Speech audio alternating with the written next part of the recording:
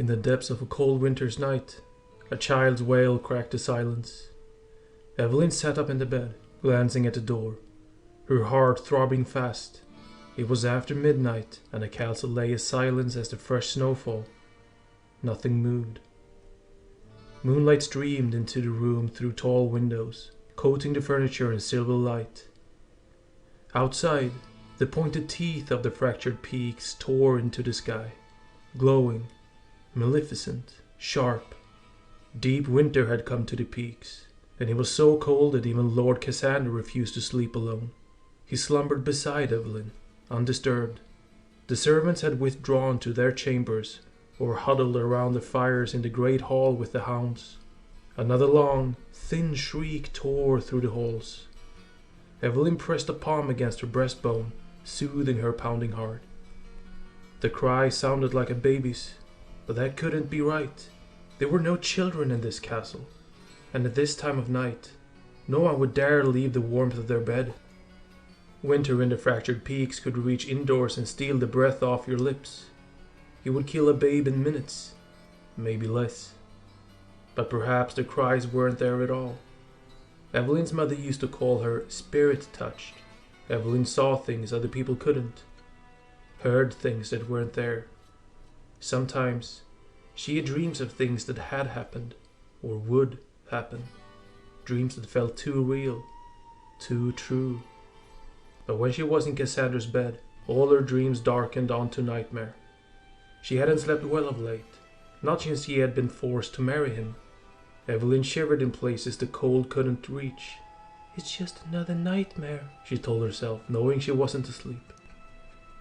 Absently, she rubbed the itchy, dry spot between her first and second knuckle on her right hand, thinking, wondering, no, worrying. Evelyn hadn't wanted to marry Cassander. She wasn't Cassander's first wife, nor perhaps even his 10th. Nobody in the township at the foot of the mountain could remember how many women Cassander had taken to wife, nor, more gruesomely, could the castle servants tell Evelyn what had happened to the other women. Whenever she asked, they simply looked at her with blank, confused expressions. Yet, ever since the wedding, Evelyn had dreamt of faceless women with thorny, writhing vines bursting from their bellies, round abdomens split like overripe fruit, revealing strange, hard pits in the wombs. Her own eyes clouded like opals, and small, button-topped mushrooms sprouted in the hollows of her throat and collarbones. She dreamt of briars growing from her bones, of breathing fungal spores like hearth smoke. But worst of all, Evelyn dreamt of a pale-haired child standing in the snow, his eye sockets stuffed full of charred twigs. Tear streaks cut through the black ash that darkened his face. In those dreams, Cassander stood behind the boy, clutching the child's shoulders. Something horrible was afoot in Cassandra's castle, something the man refused to acknowledge or admit. If Evelyn wanted answer about her nightmares, answer about the man himself, she would need to seek them out on her own.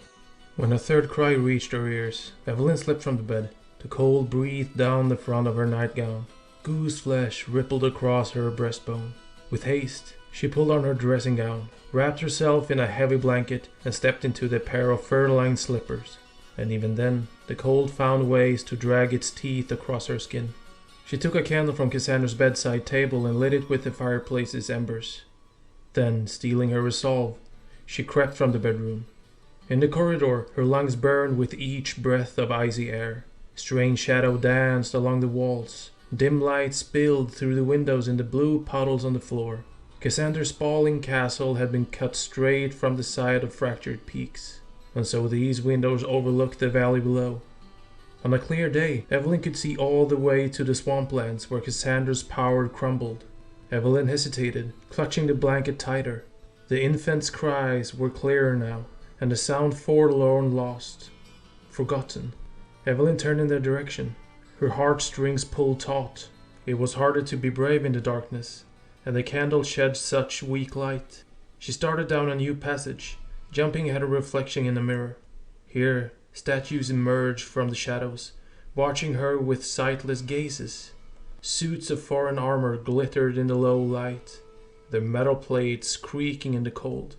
Grand tapestries hung along the walls, portraying battles she could not identify, events she had not lived, gods she could not name.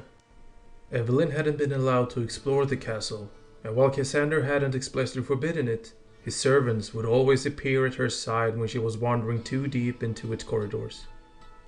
"It's too dangerous to wander alone, my lady. The guards don't patrol this part of the castle, my lady. No one is allowed in the southern wing, my lady." It was always "my lady" and never "Lady Evelyn," as if the servants had forgotten her name already, or perhaps it didn't behoove them to learn her name at all if she would be dead in a year's time, or less. Evelyn turned a corner, nearly screaming when she came face to face with a life-size portrait of Lord Cassander. She slapped a hand over her mouth, breathing deeply to steady her nerves. "There are no monsters in this place," Evelyn told herself, then repeated the words as she stopped past the portrait. The back of her neck prickled, as if someone had made a pincushion of her flesh. She glanced over one shoulder. The hallway behind her stood empty. At least, it appeared empty. "There are no monsters in this place. There are no monsters in this place, except for the one in her bed." Evelyn followed the child's cries through the castle, memorizing her path so she might find her way back to bed. Down the hallway, turn right, walk past the portrait of Lord Cassander, left at the fountain. After what felt like an eternity of wandering, she walked into a forgotten wing of the castle, one with threadbare carpets, soot-darkened paintings, and tattered draperies. In this part of the castle, the infant's cries bounced from wall to wall. The shadows thickened, coalescing like dark clouds and stamping out the window's light. Every hair on Evelyn's body rose as she felt something watching her from the darkness. Dread pooled in her gut. The air grew stale and heavy, pressing on her from all angles, making it difficult to breathe. Her heart beat on her eardrums. Boom, boom, boom. As a growl resounded from the darkness, sawing into her bones and her blood, splitting open her sanity like a seed pod and scattering every thought, every memory, every part of her soul to the void, as if it was ready to scoop out her heart and... "Evelyn!" someone snapped. "What are you doing here?" She whirled, dropped the candle with a thud. Its flame winked out. The shadows rushed in like a wave, swallowing her whole. She gasped, holding her breath and waiting for a death that did not come. Evelyn's eyes adjusted to the darkness, but slowly. She looked up. Lord Cassander stood 10 paces before her, alone. The wan light from the windows outlined his square jaw and glimmered off the silver strands in his dark hair. It was impossible to guess the man's age. Here, now, he looked to be in his early 50s. Handsome, but age had begun to take its toll. In broad daylight, he looked to be a man of no more than 30. But in the firelight of his private study, Evelyn swore his hair looked white as the snow-capped peaks, and his brow just as craggy. "I heard a crying baby," Evelyn replied, gesturing to the walls. "Did you hear it too?" "On the contrary, the night has been unnaturally quiet," Cassander replied, crossing the space between them. He placed a firm hand on her lower back, guiding her from the hall. "The air is thinner here. It can cause you to see and hear things that aren't there. You know that much. Come with me. You will feel better once you're warm." The child's wail rose again. "There!" Evelyn said, halting. Cassander stopped and frowned at her. "Can't you hear that?" she asked. "No," Cassander said. "You are clearly suffering from some sort of delusion, Evelyn. Come, we must get you warm." "But I..." "Evelyn!" Cassander said it in a tone that turned her marrow to ice. She made no further protest, allowing Cassander to shepherd her away. Just as they turned the corner, she cast one final glance toward the empty hall. A small figure stood in the window's failing light, no taller than a child, though Evelyn couldn't be sure. It looked like a little boy with sand-colored hair. The creature cocked its head at her. Then, before Evelyn could cry out, the boy hurtled backward, as if he had been snatched into the deep darkness. Cassander said nothing, gripping her waist tighter. Evelyn's cry died in her throat. Over the days that followed, Cassander refused to speak of the incident. No matter how Evelyn begged him to explain the baby's cries, the strange presence in his halls, or the woman from her nightmares, the man would not relent. "You have nothing to fear," he would always say. It was a lie. Of course it was a lie. Crafted to keep her docile and quiet. But docile was never a quality Evelyn had possessed. She may have been raised to be a lady, but she wasn't a fool. She couldn't silence her sharp mind or deaden her instincts. As the days turned into weeks, Evelyn took advantage of her every solitary moment to scour Cassandra's castle through clues. She searched her chambers and Cassandra's bedroom, running her hands over the strange trophies from foreign lands that littered the castle, hoping to hear an echo, a memory, something. She looked through every book in Cassandra's library, studied the tapestries, combed the guest rooms, but it was as if the castle had forgotten about the woman who came before her, much like its staff had. When Evelyn asked the chamberlain about the infant's cries, he looked at her askance. If she questioned the lady's maids on how many of Cassandra's wives they had served, they would blink and ask, slowly, "What other wives, my lady?" Evelyn thought she might be losing her mind. At night, Evelyn lay beside Cassandra in bed, worrying the little wound around her knuckles. No matter what the servant said, Evelyn knew other young women had been sent to Cassandra. 5 girls, perhaps 10 in Evelyn's lifetime, all to be his brides. No one questioned Cassandra. No one stopped him. Because once the girls were gone, the memory of each one became as threadbare as a half-remembered dream, which meant no one would remember Evelyn either. Not even her own family, nor the parents who had taken the bride price in exchange for the life of their only daughter. Her parents had been kind people. Perhaps they hadn't known they were sending Evelyn to die. Perhaps they thought they were simply doing their duty. Or perhaps Cassandra had enchanted them too. "Are you rubbing that sore again?" Cassandra asked one night, looking at her over the top of his book. They sat in the solar as the last of the day's light slipped away. He, reading some historic tomb in his chair before the fire, and she, pretending to work on a bit of embroidery on the settee. The servants moved about the room, pale and silent as ghosts, lighting candles and drawing the drapes over the windows. "It's nothing," Evelyn replied. She lifted her embroidery frame from her lap, careful not to prick herself with the needle. "Come here, let me look at it," he said with a sigh, setting his book on the end table beside his chair. "It just itches occasionally." "Come here!" Cassandra enunciated the words with so much ice the servants in the room went still. Unnerved, Evelyn dropped her embroidery frame back into her lap. Cassandra leaned forward, rested an elbow on the knee, and said, "Do not make me ask you a 3rd time." So she set the embroidery aside, rose from her seat, and went to him. She offered him her hand without a word. If she trembled, it wasn't from fear, but fury. Cassandra took her hand and tilted it, examining the wound by candlelight. Small, pearly yellow blisters now beaded the skin between Evelyn's first and second knuckle. Several had popped, leaving gleaming, pinhead-sized depressions in the flesh. "Look at the way it festers," Cassandra's face darkened. "This may be symptomatic of something serious. I will summon the apothecary in the morrow. Perhaps she can give you a sleeping draught for your night terrors as well." "Or you could tell me why I dream so darkly," Evelyn replied, slipping her hand from his.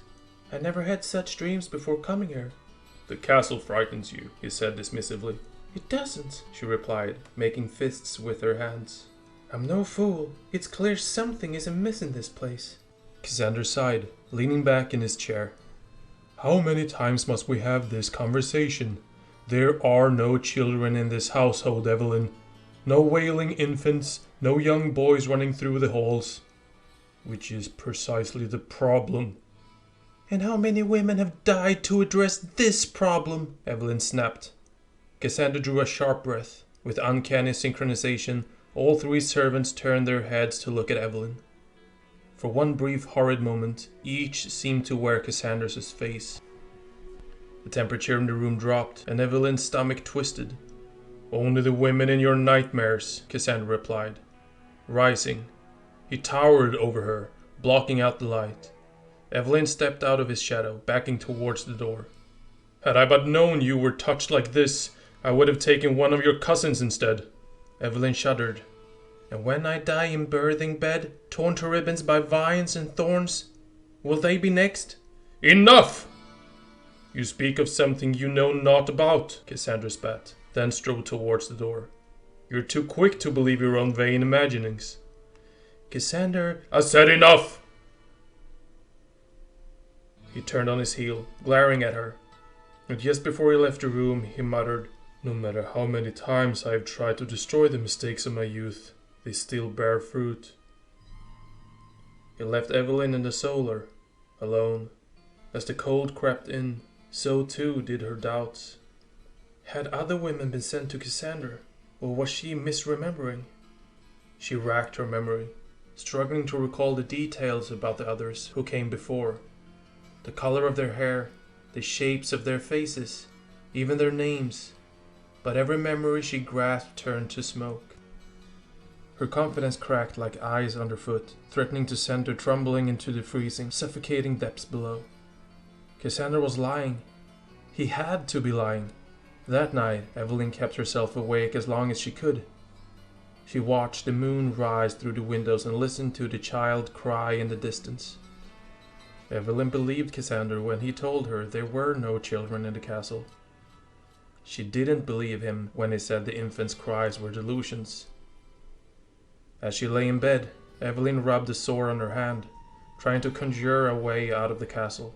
She rubbed it until the thorns sprouted from the skin and pricked her thumb, until the blankets on her bed turned to drapes of spongy moss, until the stone floor disappeared beneath the rising waters, and until her bedroom walls crumbled away and left her in the realm of dreams. Evelyn dreamt of a swamp, or at least she supposed it was a swamp. Having grown up on the flanks and the fractured peaks, Evelyn had never seen such a landscape before. When she stepped from the bed, now more of a mound of moss, she stood ankle deep in the mire. Mud filled the gaps between her toes. Rotting trees rose from the murk, their trunks twisted, and great green banners of moss hung from their branches. Yellow fireflies danced over the water, winking at her like cat's eyes. Evelyn found it difficult to breathe. The air smelled like a morning chamber pot and filled her lungs with a warm, wet stickiness. Fog reached its fingers across the water surface, patchy and thin. Overhead, the stars glittered in the sky, their light cold and distant. A short cry drew her attention left. There, a small figure stood in the shadows of an ancient creaking tree. His pale hair glimmered in the firefly light, reminding her too keenly of a boy from her dreams, the one she thought she'd seen silhouetted in the castle window. He beckoned to Evelyn, then turned and disappeared into the fog. Wait! Wait! Evelyn whispered, reaching toward the child. Or at least, what she thought was a child. With another glance around the swamp, Evelyn started after the boy. Clad in only the woolen nightgown and the trousers she had worn to bed, Evelyn picked her way through the mire, mindful of her bare feet. Beyond the ancient tree, she found a solid, hard-packed path. It led her to a clearing surrounded by tall, shivering willows. In the midst of the clearing stood a cottage built of stacked stones and a mossy, peaked roof. Light danced across the window panes. The chimney coughed out smoke. Someone was home, though the pale-haired boy was nowhere to be seen.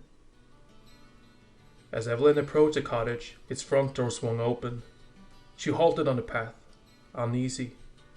A woman stepped outside, dressed in a mud-green habit fashioned from lumpy, hand-spun yarn. Oddments hung from her leather belt, including, to Evelyn's dismay, a thirsty-looking knife. The woman's graying hair was tied into a neat bun at the nape of her neck. She looked neither young nor old, and bright, intelligent eyes gleamed in her broad face. The woman crossed her arms over her chest. So, not all of Cassandra's girls are useless, I see. Who are you? Evelyn asked, glancing at the knife, then back at the woman's face. I'm not even sure how it got here. Some seers can move through deep dreams, the woman replied. By art or instinct, you managed to follow the warnings I sent you. The warnings I've sent all of Cassandra's girls. Most were not clever enough to heed them. Evelyn narrowed her eyes. The nightmares came from you? Indeed, the woman said, but they are more than nightmares, because they are true. All of Cassandra's wives have died those horrible deaths, Evelyn asked. The woman nodded. By his hand? In a manner, the woman replied, but you need not share their fate. I can give you the power to stop him, though it comes at a price. You didn't answer my question, Evelyn said. Who are you? I've heard tales of witches in the swamplands, and none of those stories end happily. The woman smiled, cocking her head to one side. Aye, but a witch will speak the truth to you. Can your lord husband say the same? Heat flared in Evelyn's cheeks and breast. Cassandra is only my husband in name. The witch replied, beckoning to her. Come inside then, and let us talk. For a moment Evelyn hesitated, glancing back at the way she'd come. Nothing stood on the path behind her, nor stalked her from the shadows. Not even the little boy. Nothing will harm you in this realm of dreams, the witch said, turning toward the door. I can give you the power to stop him, though it comes at a price. At the very least, Evelyn would hear what the witch had to say. The inside of the cottage was quaint. Bundles of herbs hung from the rafters, their varieties motley and wild. A local apothecary had taught Evelyn a few of them. Mistletoe, vervain, and monkshood. They filled the room with a heady smell of licorice and summer wheat, of dusky, crumbling earth and lemony sunshine, and of rot too. The large wooden table at the center of the room wore fresh bloodstains, though Evelyn saw no corpse, nor bones or offal for that matter. A whole stack of books served as a makeshift table leg. Scrolls were stuffed into the windowsills and piled on the floor. Writings rose in mountains by the fireplace. The mantel sagged under the weight of too many tombs. Life sprouted in places the books were not. Toe tools, delicate little purple flowers, and bulging fat vines, grayish-green in color and as thick as Evelyn's wrist. The vines had wrapped themselves around several of the rafters. She rubbed her knuckles absently, her sores pulsating. Her flesh had turned shiny and pink, like a fresh burn. A spidery network of crimson veins now stretched across the back of her hand. The witch swept past Evelyn, heading for the fire. Why would you warn me? Evelyn asked. I thought witches never helped anyone. At least, not for free. We aren't inclined to be charitable, the witch replied, using tongues to replace another rough-hewn log in the fire. But we may be able to work out a mutual beneficial arrangement, you and I. Such as? Evelyn asked, though she wasn't entirely certain she wanted to know. The witch clucked her tongue. Years ago, perhaps lifetimes ago. Who remembers these things? Your lord husband came to me, looking to strike a deal. He wanted an heir, but his wife was barren. You've heard tales like this before, haven't you? I gave Cassandra what he asked for, but he refused to render payment in return. Evelyn lifted her brow. And what sort of payment was that? A secret, the witch replied, lifting the lid of a pot that hung over the fire. She sniffed once, made a face, and set the lid back down. Straightening, she dusted her hands together. One from his own lips. A bargain, really considering the services I rendered. Did his wife bear a healthy child? Evelyn asked. She did, the witch said with a sigh. But there were no happily ever after for that child, nor his mother, nor for any other mothers who came after her. The witch's words struck Evelyn like a bolt. She put a hand to her abdomen, glancing down. A tremor started in her heart, causing her muscles to quake. In her mind's eye, she could see the woman lying in blood-soaked beds, their bodies torn open like the petals of gory blossoms. In them, she saw herself, reflected 100 times over. Cassandra makes the townsfolk forget them, as you've no doubt noticed, the witch said, turning toward Evelyn. She lifted a finger. But what if you could make his people remember their lost daughters and sisters, cousins, and friends? The people would think him a monster. If they only could remember, Evelyn replied. They would tear him limb from limb. I would be free. The witch smiled, but there was no mirth in her expression, no warmth. I am not allowed to leave the castle, Evelyn said. And even if I could, no one would believe me. I've searched the castle for proof that these women existed, and yet come up empty-handed each time. The witch considered Evelyn for a moment, then shouted, Boy! A gentle rustling drew Evelyn's gaze toward the rafters. The pale-haired boy emerged from the shadows, staring at Evelyn with twig-filled eye sockets. He twitched, then cocked his head. The boy knows where Cassandra keeps the townsfolk's memories, the witch said. He's tried to reach them before, but Cassandra thwarts him each time. With your help, however, we may actually succeed. How? Evelyn said in a half-whisper. Release the memories of the missing women, the witch replied. Sow chaos in the castle, then break down the magical wards that protect Cassandra.